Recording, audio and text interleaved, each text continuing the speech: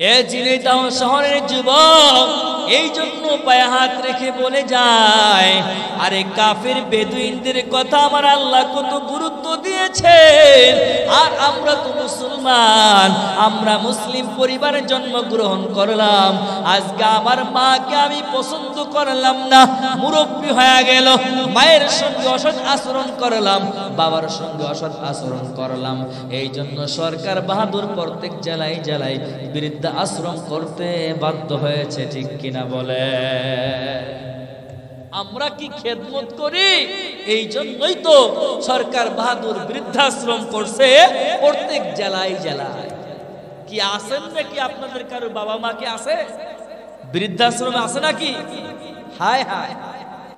وحبيب ربنا وطبيبنا طبيب قلوبنا ومولانا محمد صلى الله تعالى عليه وعلى آله وأصحابه وبارك وسلم تسليما كثيرا كثيرا. الذي أرسله الله تعالى بالحق بشيرا ونذيرا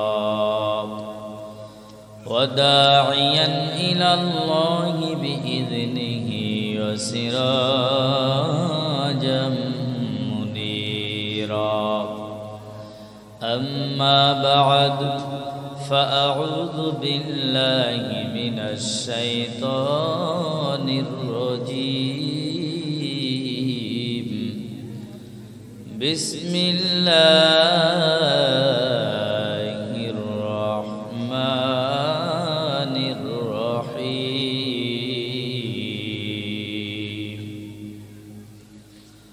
وقضى ربك ألا تعبدوا إلا إياه وبالوالدين إحسانا.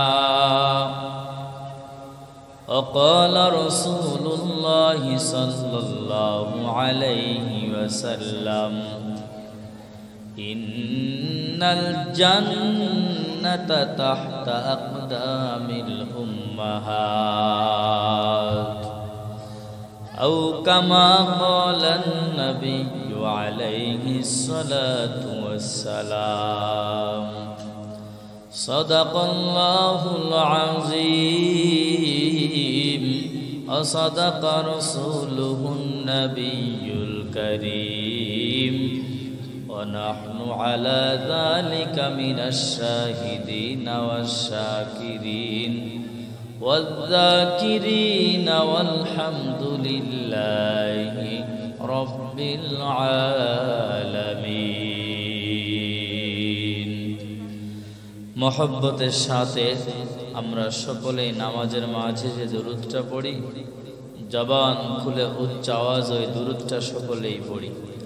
আল্লাহুম্মা সাল্লি আলা মুহাম্মাদিন ওয়া আলা আলি মুহাম্মাদ কামা সাল্লাইতা আলা ইব্রাহিম ওয়া আলা আলি ইব্রাহিম ইন্নাকা হামিদুম মাজিদ. আল্লাহুম্মা বারিক আলা মুহাম্মাদিন ওয়া আলা আলি মুহাম্মাদ কামা বারাকতা আলা ইব্রাহিম ওয়া আলা আলি ইব্রাহিম ইন্নাকা হামিদুম মাজিদ. লা ইলাহা ইল্লাল্লাহ লা ইলাহা ইল্লাল্লাহ লা ইলাহা ইল্লাল্লাহ লা ইলাহা ইল্লাল্লাহ লা ইলাহা ইল্লাল্লাহ লা ইলাহা লা ইলাহা ইল্লাল্লাহ মুহাম্মাদুর রাসূলুল্লাহ।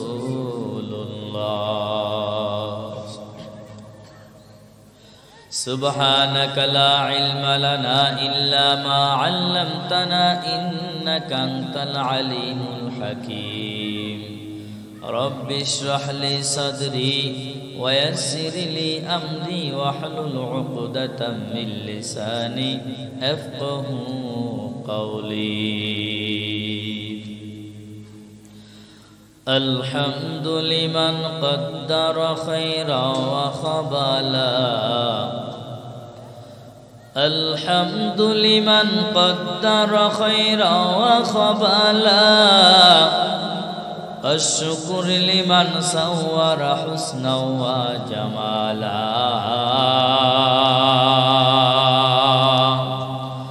الشكر لمن صور حسنا وجمالا فرد صمد عن صفة الخلق بريء فرد صمد عن صفة الخلق بريء رب أزلي خلق الخلق كمالا رب أزلي خلق الخلق كمالا لا جد ولا ند ولا حد لمولى لا جد ولا ند ولا حد لمولى الآن كما كان ولم ألق زوالا الآن كما كان ولم ألق زوالا الحمد لله ثم الحمد لله أقضى ربك ألا تعبدوا إلا إياه وبالوالدين إحسانا أقضى ربك ألا تعبدوا إلا إياه আল্লাহ বলেন এক নম্বর আল্লাহর হক কি? আল্লাহর বান্দা আপনি রুহের জগতে রবকে রব বলে স্বীকার করে দুনিয়াতে আগমন করেছেন। আপনার জবান থেকে বলেছিলেন না কখনো আমার বিশাল বিল্ডিং এর প্রয়োজন, আমার বিশাল ব্যবসার প্রয়োজন, গাড়ি বাড়ির প্রয়োজন, ধন সম্পদের প্রয়োজন, আমার এই নিয়ামতের প্রয়োজন। আমরা কেউ কি বলেছিলাম নাকি? বলেন, কেউ কি আবেদন করেছিলাম? কেউ আবেদন করি নাই। আল্লাহর পক্ষ থেকে আল্লাহ নিজে নিজে এত পরিমাণ নিয়ামত দিয়েছেন, এই নিয়ামতের কথা কেউ আবেদন করি নাই। আমার গাড়ি লাগবে, বাড়ি লাগবে, খাবার লাগবে, বাসস্থান লাগবে, আমার বিবি বাল বাচ্চা লাগবে, কোনো কিছু আবেদন করি নাই। কিন্তু আল্লাহর জায়গা থেকে আল্লাহ আপনি এই নিয়ামত আল্লাহ আপনাকে দান করেছেন। চিল্লায় বলেন সুবহানাল্লাহ। এই নিয়ামতের প্রশংসা শেষ করা সম্ভব? বলেন, কোনোভাবেই সম্ভব না। আপনি যে বিবিকে সাজাইলেন, বাচ্চাকে সাজাইলেন, এই জমিনের তলে স্বর্ণের খনি, লোহার খনি, অনেক কিছু দিয়েছেন, উপরে অনেক কিছু দিয়েছেন, কোনো কিছুই তো বললেন না, সব ভক্ষণ করেন। আল্লাহ কেন দিলেন? আল্লাহ তাআলার একটা উদ্দেশ্য আছে না নাই? সবাই চিল্লায় বলেন, আছে না নাই? অবশ্যই আছে। আল্লাহর উদ্দেশ্য হলো বান্দাকে নিয়ামত দিয়েছি আমি, বান্দা আমার কাছে চাই নাই, আমার কাছে আবেদন করে নাই, আমি বান্দাকে দিলাম। বান্দা কি করবে? বান্দা আমার এই নিয়ামতগুলো ভক্ষণ করবে, আমার কোনো বাধা নাই। আমি নিয়ামত দিয়েছি বান্দাকে ভক্ষণ করার জন্য। এই নিয়ামত ভক্ষণ করিয়া বান্দা একমাত্র কেবলমাত্র আমার গোলামি করবে, আমার দাসত্ব করবে, আমার ইবাদত করবে, অন্য কারণ ইবাদত বান্দা করতে পারবে না, ঠিক কিনা? কিন্তু আমরা কি করি? এ বাবাজি, আমরা কি করি? আমরা করি না। ওমা খলাকতুল জিন্না ওয়াল ইনসা ইল্লা লিয়াবুদুন। আল্লাহ বলেন, বান্দা আমি তোমাকে দুনিয়ার মধ্যে শ্রেষ্ঠত্ব দান করেছি, আমি তোমাকে শ্রেষ্ঠত্ব দান করেছি। আমি কি তোমাকে দুনিয়ায় পাঠাইলাম একমাত্র কেবলমাত্র তুমি আমার ইবাদত করবা, গোলামি করবা। কাল কিয়ামতের ময়দানে তোমাকে কিন্তু হিসাব দেওয়া লাগবে।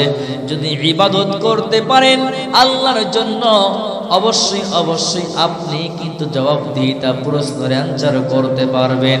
আর যদি না করেন জবাব দিতে পারবেন না। আর জবাব দিতে না পারলে আপনার অবস্থা বড় খারাপ হয়ে যাবে, ঠিক কিনা?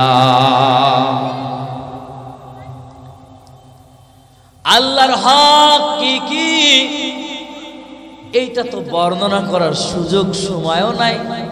ওই বিষয়ে একটু আলোচনা করতে গেলে এটা হবে না। তবে এতটুকু বলতে চাই, ও বান্দা, আজকে আপনার মনের অনেক তামান্না, অনেক চাহিদা, অনেক আশা আকাঙ্ক্ষা, কিন্তু মূল জায়গা তো ভুলে গিয়েছি, ঠিক রাখতে পারি নাই। এই জন্য দিক বিদিক হয়েছে আজকে মানুষ, আল্লাহর সঙ্গে শিরিক করতেছে।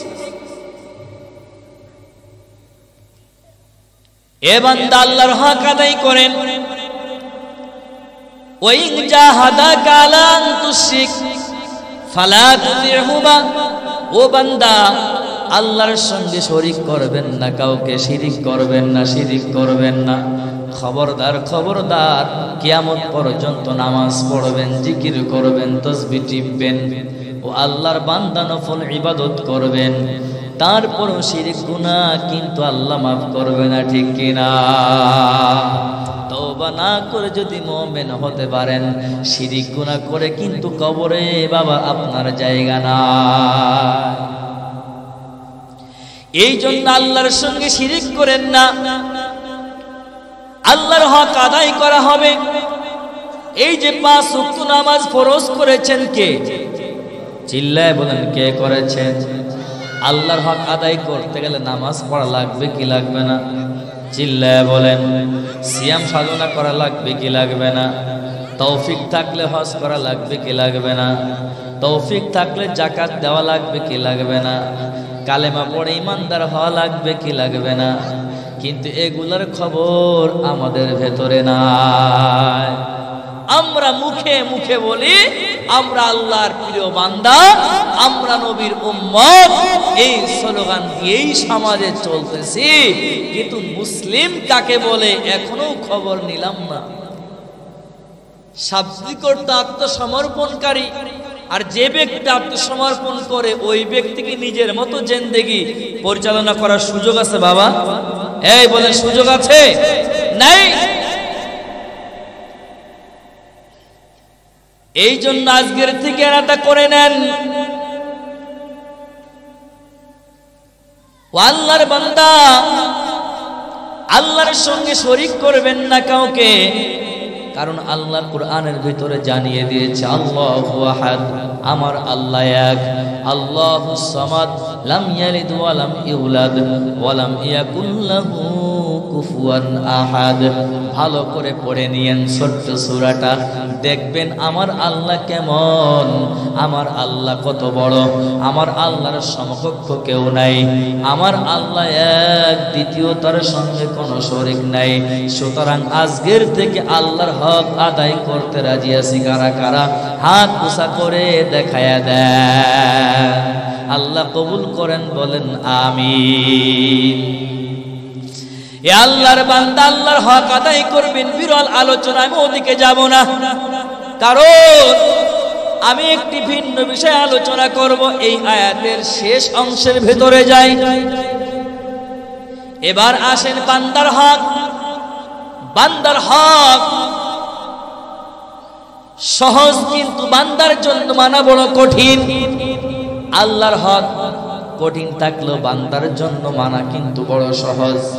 আল্লাহ যদি রবকে স্বীকার করে নেয়, আল্লাহকে প্রভু বলে স্বীকার করে নেয়, আল্লাহর আদেশটা যদি গ্রহণ করে নেয়, সামান্য যদি একটু পরিমাণ ইবাদত করে, সামান্য পরিমাণ, পয়গম্বর আরবি সাল্লাল্লাহু আলাইহি ওয়াসাল্লাম বলেন, আখলিস দীনাকা ইয়াকফিকাল আমালুল কলিল। অল্প একটু আমল যদি শুদ্ধ হয়, সই হয়, অবশ্যই অবশ্যই আল্লাহর বান্দা পয়গম্বর উম্মত জান্নাতি। চিল্লায় বলেন সুবহানাল্লাহ। কিন্তু বান্দার হক সহজ ছিল, কিন্তু আমরা মুসলমানিত্ব অর্জন করতে না পারার কারণে বান্দার হক বিশাল কঠিন, বিশাল কঠিন এবং জটিল। তাহলে কেমন? আমি মৌলবীর কাছেও যদি প্রশ্ন করে,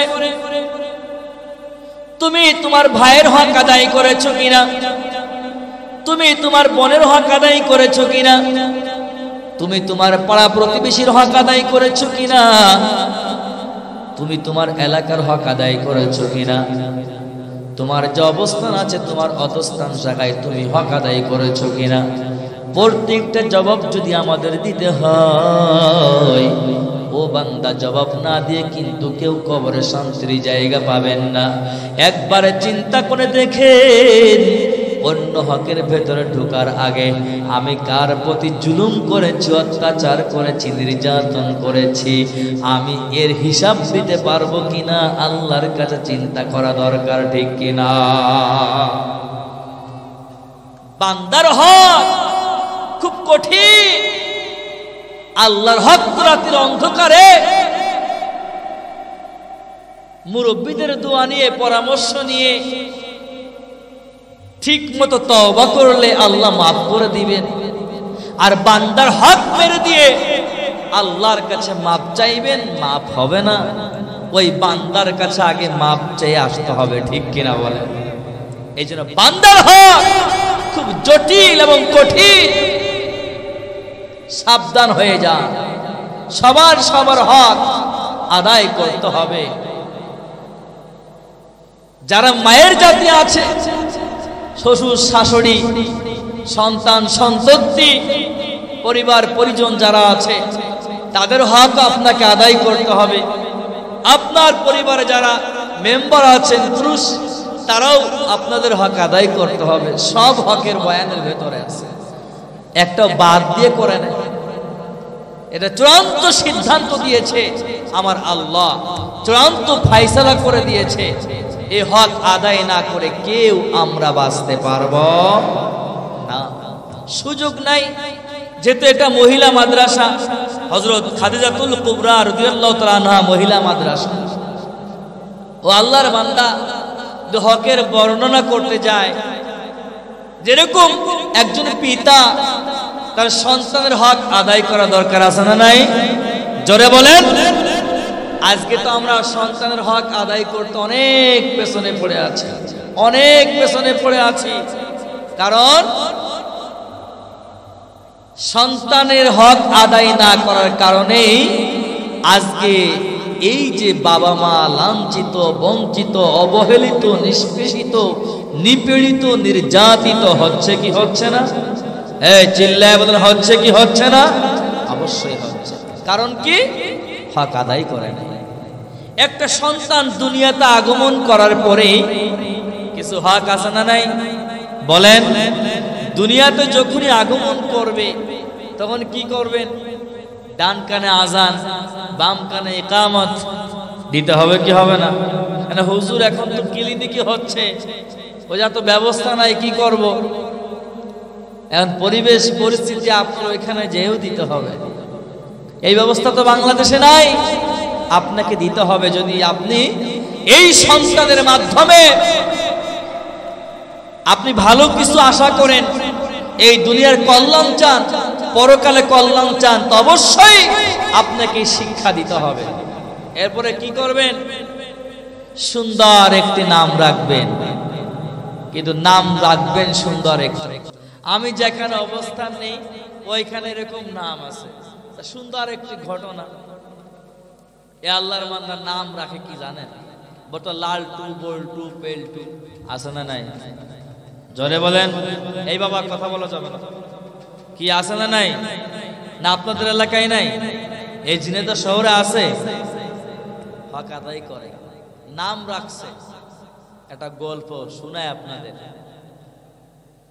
একটা পরিবারের 3 ছেলে, একজনের নাম রাখছে পচা, আর একজনের নাম রাখছে বাসি, আর একজনের নাম রাখছে মুক্তা। একটা গল্প বলতেছি, গল্প। এখন পরিবারের একজন প্রবাসে থাকে, প্রবাসে থাকার পরে আর এক বন্ধু মহল আসছে তার বাড়ি। আসার পরে এখন ভাইয়ের বন্ধু যদি আসে তাদের তো আপ্যায়নটা সেভাবেই করা দরকার, ঠিক কিনা জোরে বলেন? সেভাবে যদি আপ্যায়ন করতে হয়, এখন ঠিক পরিবারের অভিভাবক যিনি আছেন তা উনি সুন্দর করে তাদের জন্য আপ্যায়নের ব্যবস্থা করছে। এখন ব্যবস্থা করার পরে কি করছে? অভিভাবক বলছে, এই পচা ভাত নিয়ে আসো, খাবার দিতে হবে না? কি নাম ধরে বলছে, কি বলছে? এই পচা ভাত নিয়ে আসো। এখন পচা ভাত আনতে গেছে, যখন শুনছে যে পচা ভাত নিয়ে আসো, এই কথা বলার সঙ্গে সঙ্গে মেহমান যিনি উনি ভাবছে যে আমি পচা ভাত খাবো, এটা কেমনে হয়? কথা বলছেন নাই? আমি পচা ভাত খাবো কেমনে? আমি খাবার খাবো না, একেবারে নাসরবান্দা খাবার খাবো না। এরপরে উনি ব্যস্ত হয়ে গেছে, মেহমানদারি করবে। আর একজন বলছে, এই বাসি তাড়াতাড়ি খাবার নিয়ে আসো।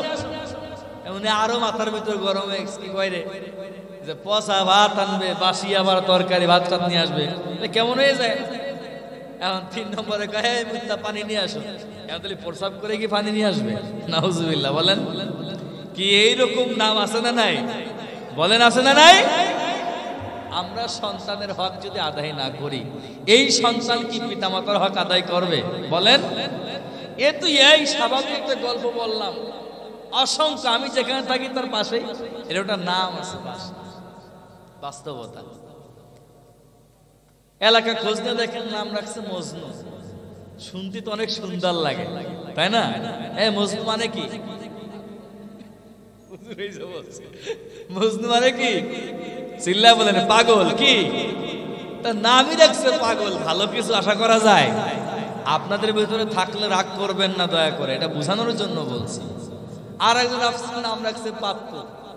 কি নাম? বলেন কি নাম? পাপ্পু। ঝিনাইদহ শহরে আছে। অর্থ কি জানেন? হাই হাই রে, আদরের কুত্তার বাচ্চা। নাউজুবিল্লাহ কোন? জোরে বলেন নাউজুবিল্লাহ। এই হলো আমাদের নামের সিঁড়ি, বুঝেন? এই নাম দিয়ে আপনার সন্তান আপনার জন্য কি করবে আর কি হবে বাবা বলেন? এ যুবক বন্ধু, হাসির কথা বলতেছি না, বাস্তবতা বলছি। আজ এই জাতি ক্ষতিগ্রস্ত কেন? গুড়ায় হাত দেন, গুড়ায় হাত দেন। যে ফ্যাক্টরি থেকে ভালো কিছু আসবে সেই ফ্যাক্টরিতে হাত দেন, সেখানেই তো সমস্যা। আপনি তো হাসতেছেন, দুঃখ অতি দুঃখ। এটা হলো মুসলমানদের হালাত। বান্দার হক আদায় করতে গেলে একটি সন্তান দুনিয়ার মধ্যে মুষ্টি যখন হয়ে যাবে, তার ডান কানে আজান দিবেন, বাম কানে ইকামত দিবেন। এরপরে সুন্দর একটি নাম রাখবেন। ও আল্লাহর বান্দা, দেখেন আমাদের মুরব্বী এখানে বসে আছে, মুফতি আরিফ বিল্লাহ কাসিম, আব্দুর রহমান, আব্দুর রহিম, আব্দুল গফুর, আব্দুল হাকিম, আম্মাজান খাদিজা রাদিয়াল্লাহু তাআলা আনহা, আয়েশা রাদিয়াল্লাহু তাআলা আনহা, সাউদা রাদিয়াল্লাহু তাআলা আনহা, হাফসা, সুমাইয়া, সুরাইয়া। ও আল্লাহর বান্দা, কত সুন্দর সুন্দর নাম দেখেন। আর আপনার ঘরেও যায় দেখি লালটু, বল্টু, পেল্টু, পাপ্পু আর মজনু আছে না নাই? জোরে বলেন, আছে না নাই? জোরে বলেন। নাম রাখছে তানিয়া, লেংটি। ও তো আগেই কাপড় খোলা, কাপড় পরবে কবে? আছে না নাই? জোরে বলেন। আল্লাহর বান্দা এই জন্য পায়ে হাত রেখে বলে যায়, ও ঝিনাইদহ শহরের মানুষ, যদি আপনি আপনার জায়গায় যদি লক্ষ্য স্থানে পৌঁছাইতে চান, আপনি আপনার মূল ভিত্তিটা ঠিক করে নেন। যদি মা তার সন্তানের হক আদায় করতে চায়, বাবা তার সন্তানের হক আদায় করতে চায়, 1 নম্বরে জন্মগ্রহণ করার পর ডান কানে আজানটা লাগায়া দেন, বাম কানে ইকামতটা লাগায়া দেন, সুন্দর একটি নাম রেখে দেন। এরপরে আপনি ওই 7 দিনের দিন কি করবেন? মাথার চুল মুন্ডন করে দান সদকা করে দেন। ও আল্লাহর বান্দা, যদি একটা সন্তান হয়, পুত্র সন্তান, 2টা খাসি জবাই করে আকিকা করে দেন, খাওয়ায় দেন সকলকে। মেয়ে সন্তান যদি আল্লাহ দান করে, 1টা খাসি জবাই করে খাওয়ায় দেন আল্লাহর বান্দাদেরকে, বান্দিদেরকে। ও আল্লাহর বান্দা, যদি আপনি করতে পারেন, অবশ্যই অবশ্যই আপনি জন্মের পরে মা বাবার জন্য যে হক আদায় করলেন, এই হকটার জন্য ওই সন্তান বড় হইয়া কখনো ওই যে পাপ্পুর মতো আচরণ আর করতে পারবে না, ঠিক কিনা? বান্দার হক অনেক কিছু, এই জন্য এটা মাদ্রাসা তো। আর এইগুলো বুঝতে হলে, জানতে হলে, শিখতে হলে আপনার মেয়েকে আজই ঢুকায় দেন এই খাদিজা রাদিয়াল্লাহু তাআলা আনহা মাদ্রাসা। এগুলো জানতে হলে, বুঝতে গেলে, মানতে গেলে আজই আপনার সন্তানকে আপনি কওমি মাদ্রাসায় ঢুকায় দেন, তাহলেই বুঝবে, প্র্যাকটিক্যাল আমল করবে। যোগ্য পিতা হয়ে থাকেন, অবশ্যই এটা আপনার দায়িত্ব। আফসোস লাগে, আমি শহরে একটি বড় মসজিদের ক্ষতি দেখি ইদানিং কালে, একটি বাবা একটা সন্তান যদি এক ওয়াক্ত খাবার না খেয়ে থাকে, তাকে অনেকবার হাতে পায়ে ধরে খাবারের জন্য অনেক অনুনয় বিনয় করে, অথচ ওই সন্তান এতটুকু হাফ প্যান্ট পরে শহরতে ঘুরে বেড়ায়, নামাজের খবর নাই, অজু গোসল বুঝে নাই। কোন সময় বাবা বলে না, আমার সন্তান যদি হয়ে থাকো, আমার সাথেই তুমি নামাজে চলো, আমার মেয়ে যদি হয়ে থাকো, তাহলে তুমি অবশ্যই পর্দায় চলো। দেখো না খাদিজা রাদিয়াল্লাহু তাআলা আনহা মাদ্রাসার মেয়েরা কেমন বোরকা পরিহিতা, কেমন পোশাক পরিহিতা। কি বাবা দেখেন নাই আপনারা? এ বন্ধু যুবক, দেখেন নাই?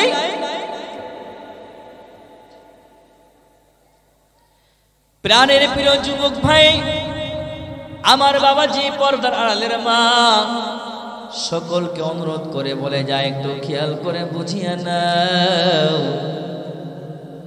যার যার জায়গা থেকে তার হক আমরা আদায় করে নিব। বান্দার হক বড় জটিল এবং কঠিন, আর এই বান্দার হকের কথা স্বল্প কথা বর্ণনা করলাম। ও বান্দা, খেয়াল করে বুঝে নাও।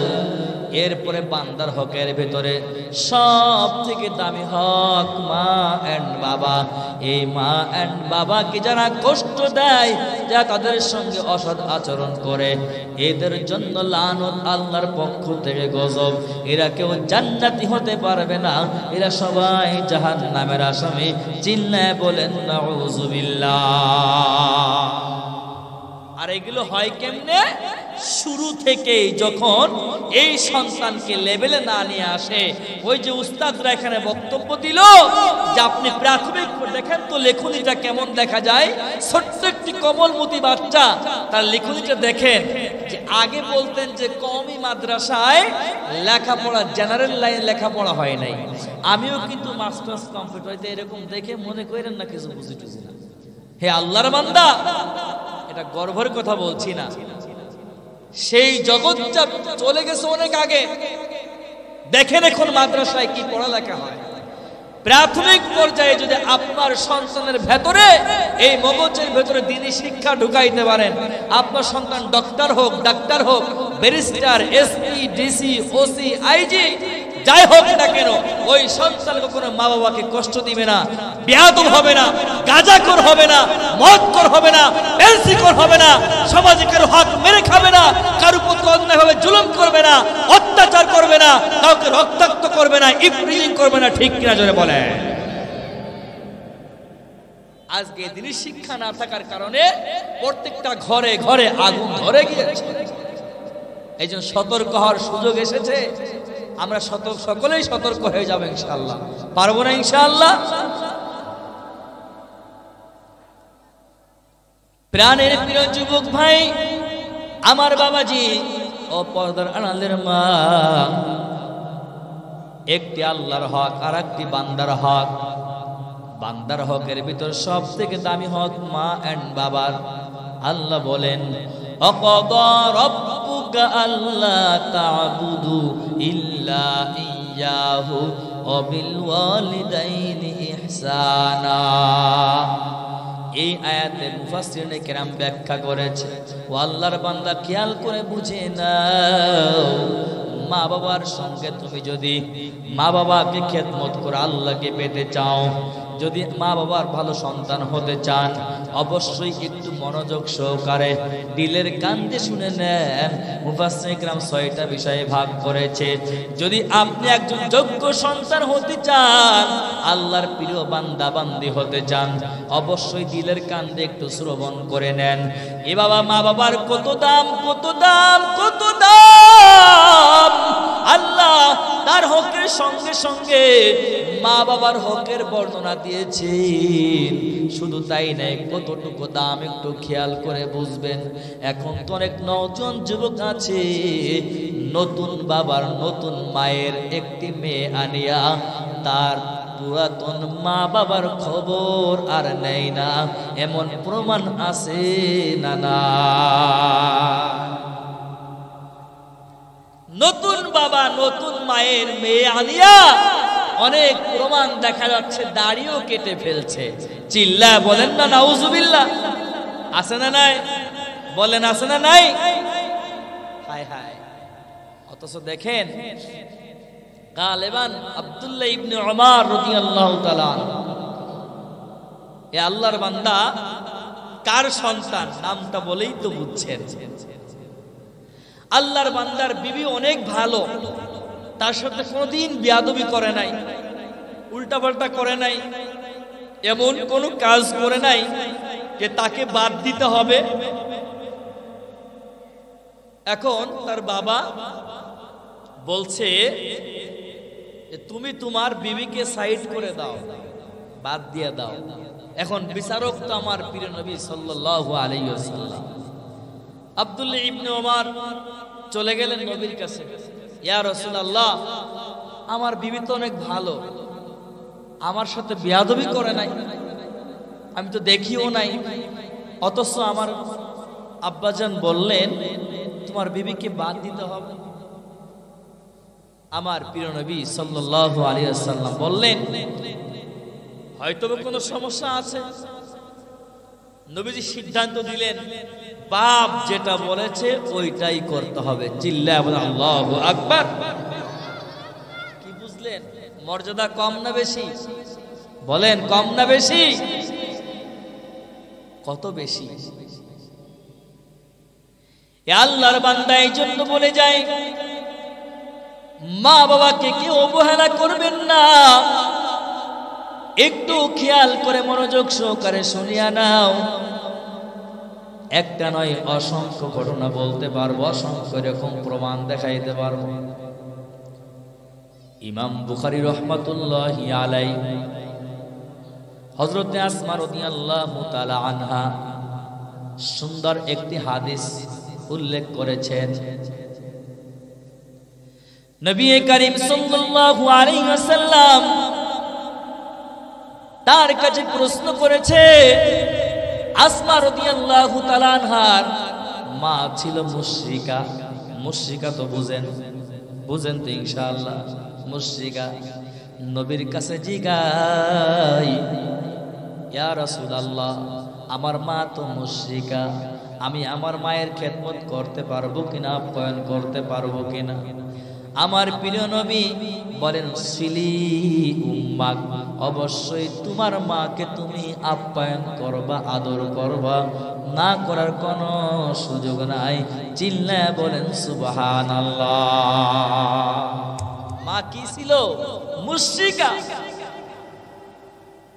আল্লাহ কোরআনের আয়াত নাজিল করেছেন, মা বাবা কাফির হোক, বেদুইন হোক, বেধর্মী হোক, এরপরেও মা বাবাকে আপনার খেদমত করতে হবে।